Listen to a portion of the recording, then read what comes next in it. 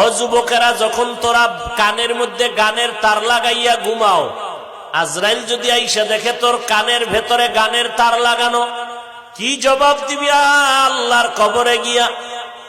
ও যুবক, আমি যদি আজকে তোর মতো প্যান্ট শার্ট টাই লাগায় দাড়ি কামাইয়া রাস্তায় হাঁটতাম, কেউ বাধা দিত না।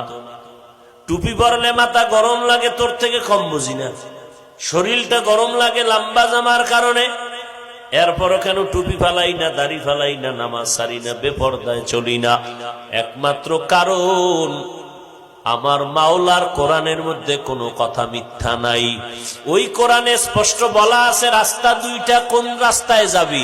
একটা রাস্তা জান্নাতের আর একটা জাহান্নামের, ঢুকবি কই বল? রাস্তা দুইটা, মানুষ দুই দল, এক দল জান্নাতি আর এক দল জাহান্নামী। আর জান্নাতের পথে যাবি না জাহান্নামের পথে যাবি, কোরআন বলিয়া দিছে জান্নাতের পথে যদি যাও শান্তি আর শান্তি কোনো শেষ নাই। আর যদি গুনাহগার হইয়া জাহান্নামের পথে যাও, জাহান্নামটা কেমন ভয়ঙ্কর হবে জানোনি? ওরে সূর্যের গরমটা জমিন থেকে 9,30,00,000 মাইল উপরে, রাতের বেলা সূর্য নাই।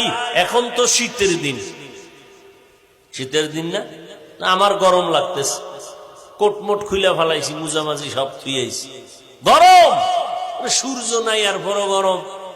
আবার দিনের বেলা সূর্যের গরম সহ্য করা যায় না, দুপুরে 9,30,00,000 মাইল উপরে সূর্য।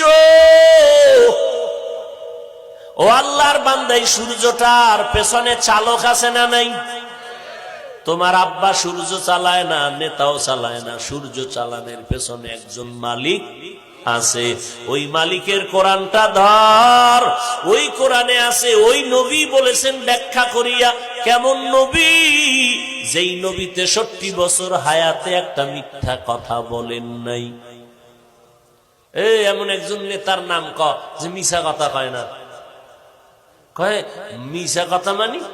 ঘুমের তুইটা কইলাম স্যার, কই মোবাইলটা কানে লাগায় কয় আমি জমিনেই নেই।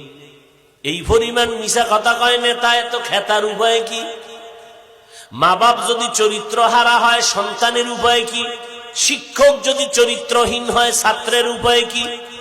বড় কঠিন। অযুবক, আল্লাহ পাকের নবীর জীবনে মিথ্যা বলে নাই। সারাটা দিন আবু জাহাল নবীর বিরোধিতা করে, বেঈমানেরা আবার গোপনে গোপনে নবীর কাছে আমানতের টাকা রাখে। কয় মুহাম্মদ যা কিছু হোক না কেন, আমাদের টাকা মেরে খাবে না।